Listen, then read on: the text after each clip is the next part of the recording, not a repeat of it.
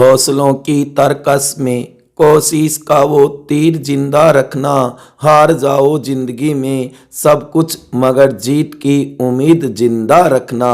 प्यारे विद्यार्थियों और युवा साथियों, नमस्कार। मैं होशियार मल अपने इस ऑनलाइन क्लास के अंदर आप सभी का तहे दिल से हार्दिक स्वागत और अभिनंदन करता हूं। प्यारे विद्यार्थियों, आज हम बात करेंगे भारतीय संविधान के महत्वपूर्ण अनुच्छेद क्रम से शब्द टू शब्द देखेंगे। किस तरीके से भारतीय संविधान के बैरक एक्ट के अंदर भारतीय संविधान के अनुच्छेदों का उल्लेख किया गया है, वो हम यहाँ पर चर्चा करेंगे शब्द टू शब्द। प्यारे विद्यार्थियों, इस वीडियो को अंत तक पूरा जरूर देखना। तो देखो प्यारे विद्यार्थियों, सबसे पहले तो हमारे संविधान में लिखी हुई है उद्देशिका प्रस्तावना। उसके बाद में भाग 1 जिसका नाम है संघ और उसका राज्य क्षेत्र। भारतीय संविधान का भाग 1 जिसका टाइटल शीर्षक क्या दिया गया है, संघ और उसका राज्य क्षेत्र। अब हम बात करते हैं अनुच्छेदों की, आर्टिकल, जो कि 1 से लेके 4 तक भाग 1 में है। एक एक करके आपको अच्छी तरीके से तैयार करना है। प्यारे विद्यार्थियों, जो मैं बार बार कहता हूं, अपनी मेहनत में कमी नहीं होनी चाहिए, न थकान होनी चाहिए, न हार होनी चाहिए। जीत के लिए निकले हो तो बस जीत होनी चाहिए। इतनी शिद्दत से परिश्रम करो कि हार भी शर्म से हार जाए। प्यारे विद्यार्थियों, तो देखो नंबर 1 अनुच्छेद 1 में कहा है संघ का नाम और उसका राज्य क्षेत्र।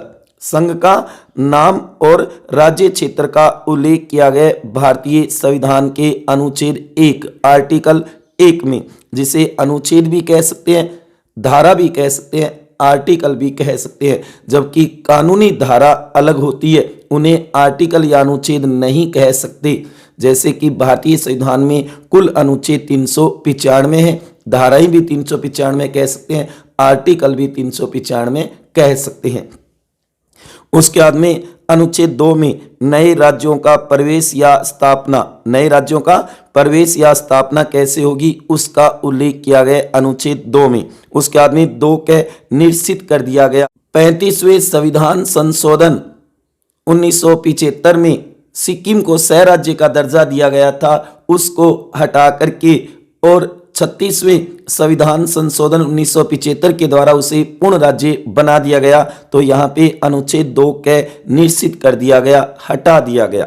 उसके बाद में अनुच्छेद 3 नए राज्यों का निर्माण और वर्तमान राज्यों के क्षेत्रों, सीमाओं या नाम में परिवर्तन, और यह अधिकार किसको होगा, संसद को। अति महत्वपूर्ण है कि नए राज्यों का निर्माण हो या वर्तमान राज्यों के क्षेत्रों में या सीमाओं में या उनके नाम में कोई परिवर्तन, बदलाव, चेंजिंग करनी है तो संसद करेगी राष्ट्रपति की अनुमति के बाद। तो अति महत्वपूर्ण है अनुच्छेद 3। उसके बाद में नंबर 4 पहली अनुसूची और चौथी अनुसूची के संशोधन तथा अनुपूरक, आनुषंगिक और परिमाणिक विषयों का उपबंध करने के लिए अनुच्छेद 2 और 3 के अधीन बनाई गई विधियां, जो कि संविधान संशोधन में शामिल नहीं मानी जाएगी। तो इसके अंदर आपको एक तो अनुच्छेद नंबर 1 करना है, संघ का नाम और राज्य क्षेत्र। कहते ना भारत एक राज्यों का संघ है, यूनियन ऑफ द स्टेट। ये बहुत बार पूछा जाता है कौन से अनुच्छेद में।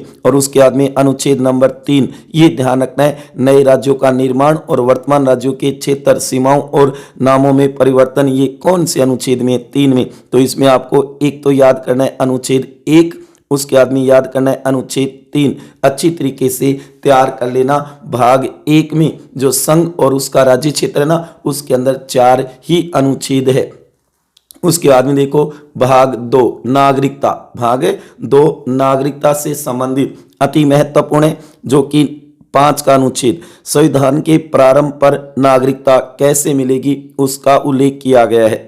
अनुच्छेद 6 में पाकिस्तान से भारत को प्रव्रजन करने वाले, पाकिस्तान से भारत आने वाले नागरिकों को करने वाले कुछ व्यक्तियों के नागरिकों के अधिकार क्या होंगे और कैसे मिलेंगे उसका उल्लेख किया गया है। 7 के अनुच्छेद में पाकिस्तान को प्रव्रजन करने वाले कुछ व्यक्तियों के नागरिकता के अधिकार, पाकिस्तान को जाने वाले भारत के नागरिक, उनको किस तरीके के अधिकार होंगे। 8 के अनुच्छेद में भारत के बाहर रहने वाले भारतीय उद्भव के कुछ व्यक्तियों के नागरिकों के अधिकारों का उल्लेख किया है। वहीं 9 अति महत्वपूर्ण है, विदेशी राज्य की नागरिकता स्वेच्छा से अर्जित करने वाले व्यक्तियों का नागरिक न होना। अगर भारत का कोई भी नागरिक विदेशी नागरिकता ले लेता है अपनी स्वेच्छा से, तो ये मानो कि भारत की नागरिकता नहीं मिलेगी, भारत की नागरिकता चली जाएगी। नहीं, नो नहीं, याद रखना, न होना। और 10 में नागरिकता के अधिकारों का बना रहना, कि नागरिकता के अधिकार बने रहेंगे, उससे संबंधित बात है, जबकि अनुच्छेद 11 भी है इसके अंदर। तो भाग 2 नागरिकता, इसमें आपको तैयार करना है 5। संविधान के प्रारंभ पर नागरिकता के कौन कौन से प्रावधान थे वो ध्यान में रखना है। उसके बाद में याद करना है अनुच्छेद 9, विदेशी राज्य की नागरिकता स्वेच्छा से अर्जित करने वाले व्यक्तियों का नागरिक न होना। इन दोनों को अच्छी तरीके से तैयार कर लेना अति महत्वपूर्ण है, ये ध्यान देना प्यारे विद्यार्थियों। जो कि आप देखते हो कि इसके अंदर नागरिकता में 11 का भी है, इसमें 11 का भी आप देखोगे अनुच्छेद 11 जिसमें लिखा है संसद द्वारा नागरिकता के अधिकारों का विधि द्वारा विनियमन किया जाना। तो याद रखना, नागरिकता संबंधी विधि कौन बनाएगी? संसद बनाएगी। तो ये थे, आप देखोगे 5 से 11 तक नागरिकता संबंधी अनुच्छेद एक एक को तैयार कर सकते हो प्यारे विद्यार्थियों। जो मैं बार बार कहता हूं, तू गिरकर उठते रहना, तू गिरकर उठते रहना, कुछ भी हो बस चलते रहना, ठोकरें कब तक रास्ता रोक पाएगी, अगर कोशिशों में जान है तो किस्मत भी पलट जाएगी। उसके बाद में देखो भाग 3 मूल अधिकार साधारण, इसके अलग अलग मैं आज आपको शब्द से बता रहा हूं, इसे जरूर नोट करना। जो कि भाग 3 में मूल या मौलिक अधिकार फंडामेंटल राइट्स के बारे में है, जो कि अनुच्छेद 12 से लेकर के 35 तक। तो 12 में तो है परिभाषा, राज्य की परिभाषा, राज्य में कौन कौन आएंगे। उसके बाद में अनुच्छेद 13 में मूल अधिकारों से असंगत या उनका अल्पीकरण करने वाली विधियां, जो कि सर्वोच्च न्यायालय को हम कह सकते हैं न्यायिक पुनर्विलोकन की शक्ति। अगर कोई भी ऐसी विधि है जो मूल अधिकारों से असंगत है, तो उसका अल्पीकरण कर सकती है न्यायपालिका, सुप्रीम कोर्ट, सर्वोच्च न्यायालय। तो इसमें 13 में इस बात का उल्लेख है। उसके बाद में हमारे अधिकार शुरू हो जाते हैं। सबसे पहले समता का अधिकार, राइट टू इक्विलिटी, जो कि 14 से 18 तक। देखो 14 में विधि के समक्ष समानता, विधि का समान संरक्षण होगा, विधि की समानता होगी सभी को, जो कि 2 शब्द है इसके अंदर, याद रखना। उसके बाद में 15 में धर्म, मूलवंश, जाति, लिंग या जन्म स्थान के आधार पर विभेद का प्रतिषेध, कि भारत में किसी भी नागरिक के साथ धर्म, मूलवंश, जाति, लिंग या जन्म स्थान के आधार पर कोई भेदभाव नहीं होगा। हाँ, 15 के पार्ट बने हुए 1 2 3 4 5 6, वो एक अलग बात है। उसके बाद में देखो 16 लोक नियोजन के विषय में अवसर की समानता, कहने का मतलब राज्य के अधीन जितनी भी नौकरियां होंगी, लोक नियोजन का जो विषय होगा उसमें सभी को समान अधिकार होगा, इक्वलिटी होगी। ये भारतीय नागरिकों को मिलने वाला अधिकार भी है, क्योंकि मूल अधिकारों में अनुच्छेद 15, 16, 19, 29 और 30 ये ऐसे अधिकार हैं 5 जो केवल भारतीय नागरिकों को मिलेंगे, और अन्य जो अनुच्छेदों के अधिकार है वो भारतीय नागरिकों के भी है और अन्य विदेशी व्यक्तियों के भी है।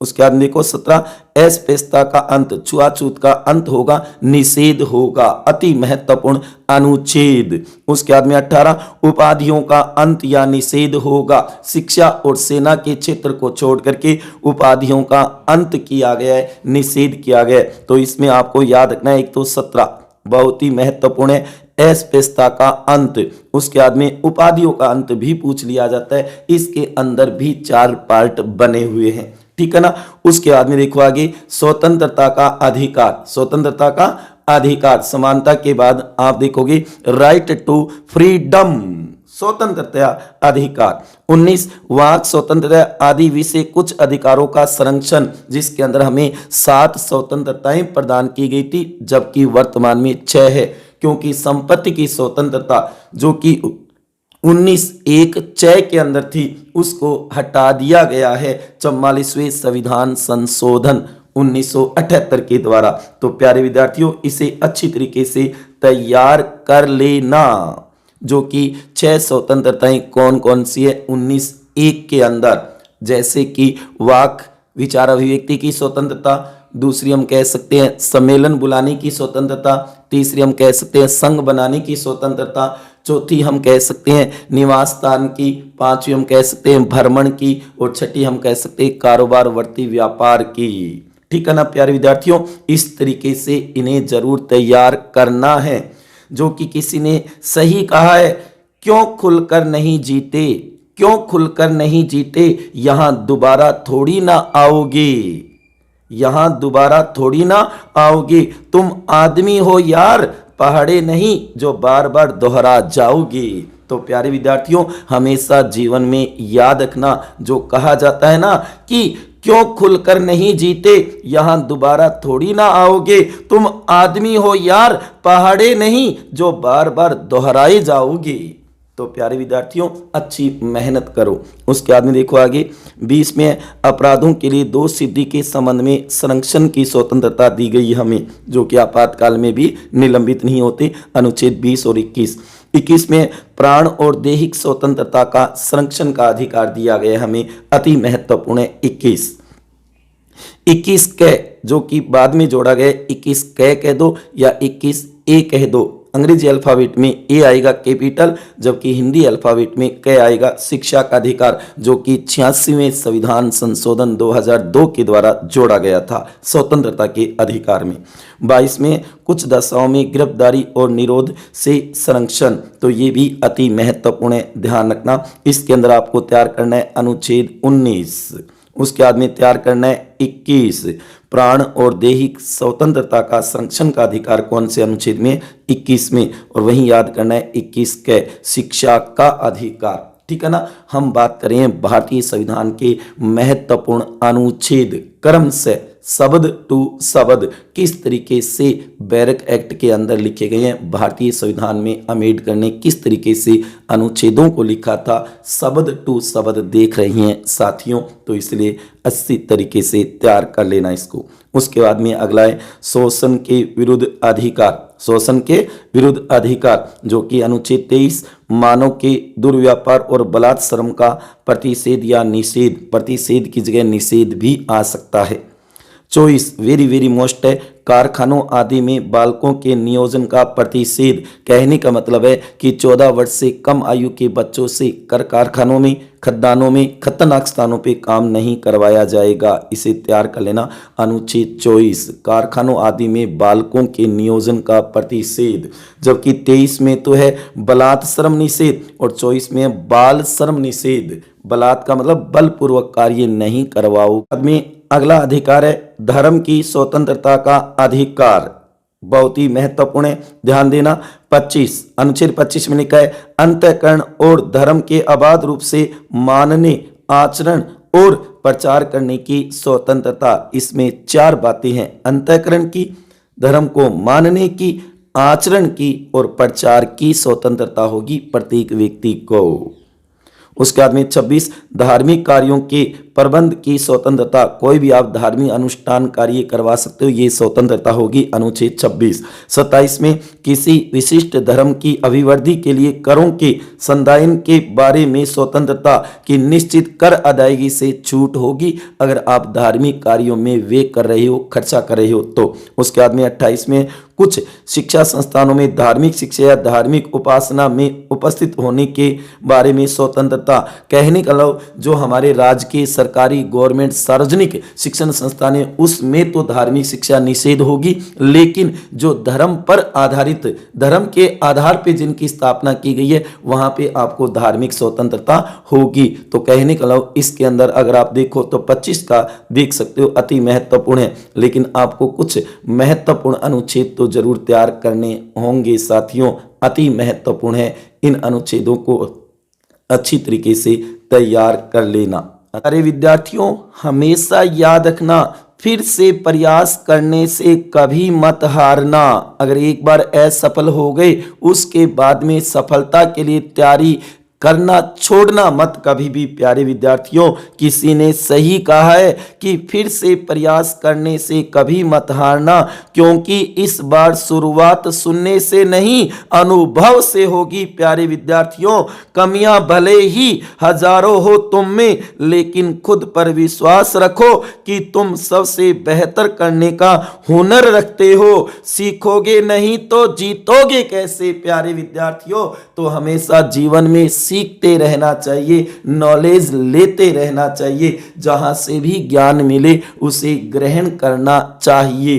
देखो प्यारे विद्यार्थियों, आगे जो कि संस्कृति और शिक्षा संबंधी अधिकार, अनुच्छेद 29 अल्पसंख्यक वर्गों के हितों का संरक्षण दिया गया है। अनुच्छेद 30 शिक्षा संस्थानों की स्थापना और प्रशासन करने का अल्पसंख्यक वर्गों का अधिकार होगा। उसके बाद में 31 निश्चित कर दिया गया, जो कि 44वें संविधान संशोधन 1978 के द्वारा, जहां हमारा संपत्ति का अधिकार दिया गया था। उसके बाद में कुछ विधियों की व्यावृत्ति है, याद रखना अनुच्छेद 31 में ही, जो कि प्रथम संशोधन 1951 में जोड़ी गई थी, जैसे कि संपदाओं आदि के अर्जन के लिए उपबंध करने वाली विधियों की व्यावृत्ति है इसके अंदर। उसके बाद में 31 ख में कुछ अधिनियमों और विनियमों का विधि मान्यकरण है। उसके बाद में ग, जो कि 25वें संविधान संशोधन के द्वारा जोड़ा गया था, कुछ निर्देश तत्वों को प्रभावी करने वाली विधियों की व्यावृत्ति इसके अंदर है। उसके बाद में 31 ग निश्चित कर दिया गया था 37वें संविधान संशोधन के द्वारा। उसके बाद में आप देखोगे अगला अति महत्वपूर्ण है, अगला अति महत्वपूर्ण है, ध्यान देना, जो कि आप देखोगे संवैधानिक, जिसे हम संवैधानिक कहते हैं ना, उसका नाम लिखा है संवैधानिक उपचारों का अधिकार, अनुच्छेद 32 बहुत ही महत्वपूर्ण है। इस भाग द्वारा प्रवर्तित अधिकारों को परिवर्तित करने के लिए उपचार, याद रखना, जो कि आप देखोगे अति महत्वपूर्ण अनुच्छेद, जो कि मूल अधिकारों में या पूरे संविधान में अम्बेडकर जी ने अनुच्छेद 32 को, जिसे भारतीय संविधान की आत्मा कहा है, इसके बिना संविधान प्राय शून्य हो जाएगा, क्योंकि ये हमारे मूल अधिकारों की रक्षा करता है। सुप्रीम कोर्ट 5 प्रकार की रिट जारी करता है, जबकि हाई कोर्ट अनुच्छेद 226 में करता है। 32 क को निश्चित कर दिया गया। उसके बाद में 33 इस भाग द्वारा प्रदत्त अधिकारों का बलों आदि को लागू होने में उपतारण करने की संसद की शक्ति है इसके अंदर, ध्यान रखना, जो कि हम सैन्य कानून, सैन्य शासन कह सकते हैं। उसके कारण 34 जब किसी देश में सेना विधि प्रवृत्त है, मार्शल लॉ लगा है, तब इस भाग द्वारा प्रदत्त अधिकारों पर निर्बंधन, तो उसकी क्षतिपूर्ति कौन करेगी? संसद करेगी। और 35 में इस भाग के उपबंधों को प्रभावी करने के लिए विधान, जो कि संसद को है, विधानमंडल को नहीं है कानून बनाने की शक्ति। उसके बाद में भाग 4 आप देखोगे राज्य की नीति के निदेशक तत्व, राज्य की नीति के निदेशक तत्व। 36 में परिभाषा, वही जो कि अनुच्छेद 12 में है, राज्य की परिभाषा भाग 3 में। जबकि 37 में इस भाग में अंतर्विष्ट तत्वों का लागू होना न्याय और वाद योग्य नहीं है, न्यायालय में नहीं जाओगे। ये मौलिक है, एक प्रकार से मूलभूत है भारतीय शासन व्यवस्था के लिए। उसके बाद में 38 राज्य लोक कल्याण की अभिवृद्धि के लिए सामाजिक व्यवस्था बनाएगा। 39 राज्य द्वारा अनुकरणीय कुछ नीति निदेशक तत्व हैं। उसके बाद में 39 के समान न्याय और निःशुल्क विधिक सहायता, ये महत्वपूर्ण है, जो बाद में जोड़ा गया था 42वें संविधान संशोधन 1976 के द्वारा, समान न्याय और निःशुल्क विधिक सहायता। 40 ग्राम पंचायतों का गठन, ये भी महत्वपूर्ण है, ग्राम पंचायतों का गठन करेगा राज्य, करे तो करे ना करे, क्योंकि न्याय और वाद योग्य नहीं है। 41 में कहे कुछ दशाओं में काम, शिक्षा और लोक सहायता पाने का अधिकार। उसके बाद में 42 के अनुच्छेद में काम की न्याय संगत और मानवोचित दशाओं का तथा प्रसूति सहायता का उपबंध करेगा राज्य। तो ये राज्य के नीति निदेशक तत्वों से जुड़े हुए महत्वपूर्ण आप देखोगे अनुच्छेद है, जो कि आपको तैयार करने हैं। उसके बाद में देखो आगे 43 अनुच्छेद 43 में कर्मकारों के लिए निर्वाह मजदूरी आदि की व्यवस्था करेगा राज्य। 43 के, जो कि बाद में जोड़ा गया था 42वें संविधान संशोधन 1976 के द्वारा, उद्योगों के प्रबंध में कर्मकारों का भाग लेना। उसके बाद में 43 ख, ये भी बाद में जोड़ा गया था, याद रखना, जो कि 97वें संविधान संशोधन 2011-12 के द्वारा सहकारी समितियों का उन्नयन, सहकारी समितियों की स्थापना करेगा राज्य। उसके बाद में 44 अति महत्वपूर्ण नागरिकों के लिए एक समान सिविल संहिता बनाएगा राज्य।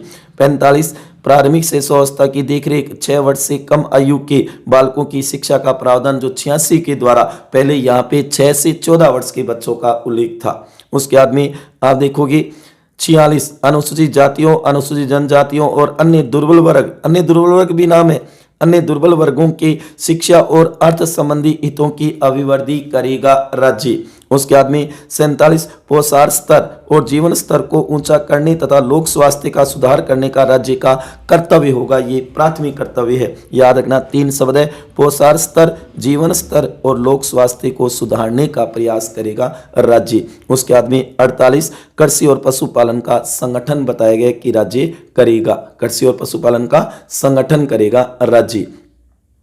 उसके बाद में आप देखोगे 48 के जो कि बाद में जोड़ा गया था 42वें संविधान संशोधन 1976 के द्वारा, जिसमें कहा है कि पर्यावरण का संरक्षण तथा संवर्धन और वन तथा वन्य जीवों की रक्षा करेगा राज्य, संवर्धन भी करेगा, बढ़ावा भी देगा। 49 राष्ट्रीय महत्व के स्मारकों, स्थानों और वस्तुओं का संरक्षण राज्य करेगा, राष्ट्रीय महत्व के जो स्मारक हैं।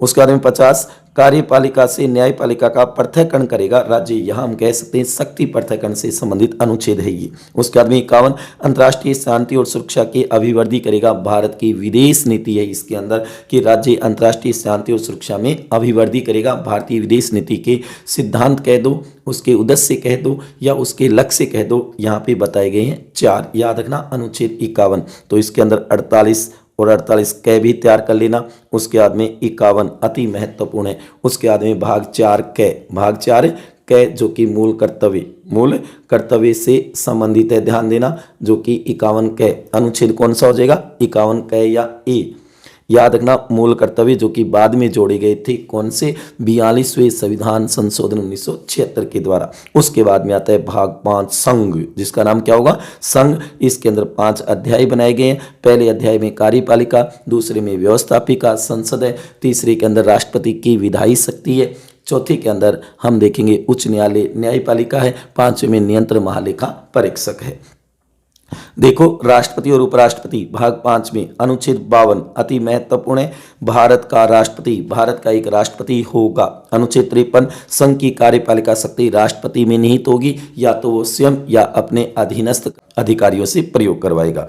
उसके बाद में 54 राष्ट्रपति का निर्वाचन, 55 में राष्ट्रपति निर्वाचन की रीति का उल्लेख है, 56 में राष्ट्रपति की पदावधि, उसका त्यागपत्र भी इसी के अंदर है, 57 में पुनः निर्वाचन के लिए पात्रता होगी, एक व्यक्ति कितनी ही बार बन सकता है। वहीं आप देखो 58 राष्ट्रपति निर्वाचित होने के लिए अर्हताएं योग्यताएं बताई गई है, राष्ट्रपति पद के लिए कौन कौन सी योग्यता होनी चाहिए, राष्ट्रपति पद के लिए कौन कौन सी योग्यता होनी चाहिए उसका उल्लेख किया गया, चाहे वह भारत का नागरिक हो, चाहे वह 35 वर्ष की आयु पूरी कर चुका हो, चाहे वह लाभ के पद पे ना हो।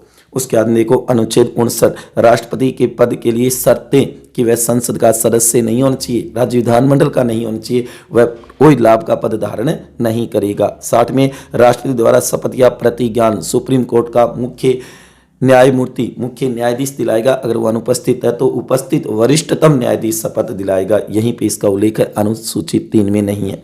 उसके बाद में 61 राष्ट्रपति महाभियोग चलाने की प्रक्रिया, ये महत्वपूर्ण है, याद रखना, राष्ट्रपति पर महाभियोग चलाने की प्रक्रिया संसद का कोई भी सदन शुरुआत कर सकता है। अगर राष्ट्रपति को कार्यकाल से पहले हटाना है तो महाभियोग प्रक्रिया द्वारा हटाया जाएगा। उसके बाद में 62 राष्ट्रपति के पद में रिक्ति को भरने के लिए निर्वाचन करने का समय और आकस्मिक रिक्ति को भरने के लिए निर्वाचित व्यक्ति की पदावधि का उल्लेख किया गया है इसके अंदर। 63 भारत का उपराष्ट्रपति, 52 में तो था भारत का राष्ट्रपति और यहाँ लिखा है भारत का उपराष्ट्रपति। अनुच्छेद 52 भारतीय संविधान का सबसे छोटा अनुच्छेद है, याद रखना, जिसमें केवल इतना लिखा है कि भारत का एक राष्ट्रपति होगा। तो प्यारे विद्यार्थियों अच्छी तरीके से तैयार कर लेना इन अनुच्छेदों को। किसी के पैरों में गिरकर कामयाबी पाने से बेहतर है अपने पैरों पर चलकर कुछ बनने की ठान लो। सफलता एक यात्रा है, कोई आखिरी मंजिल नहीं है। अपने जीवन को एक सफर की तरह गुजारो प्यारे विद्यार्थियों, ये जीवन दोबारा नहीं मिलेगा।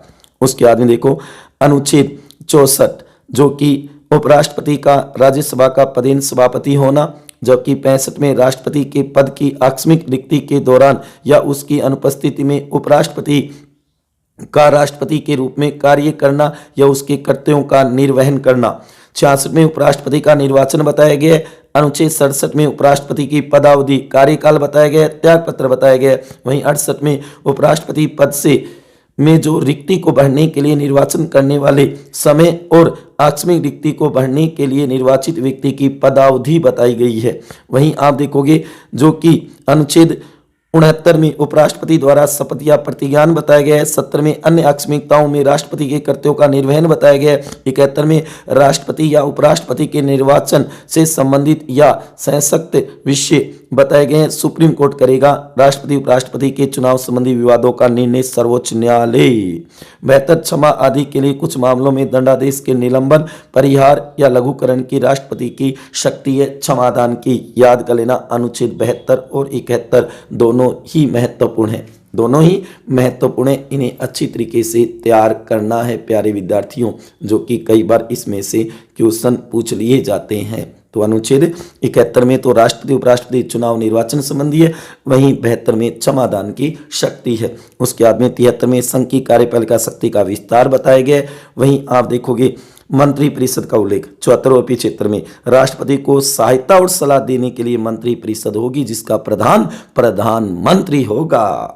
उसके बाद में 75 में मंत्रियों के लिए अन्य उपबंध किए गए और 75 में 6 पार्ट भी बनाए गए हैं। 75 एक में तो प्रधानमंत्री की नियुक्ति और मंत्रियों की नियुक्ति राष्ट्रपति करेगा प्रधानमंत्री की सलाह पे, जबकि 75 3 में कहा है कि मंत्री परिषद सामूहिक रूप से केवल लोकसभा के प्रति उत्तरदायी होगी। तो 75 के भाग भी आप पढ़ सकते हो। भारत का महान्यायवादी, जो कि क्षेत्र में भारत का महान्यायवादी पद का उल्लेख किया गया। अटॉर्नी जनरल जो राष्ट्रपति के प्रसाद पर्यंत पद पे रहेगा।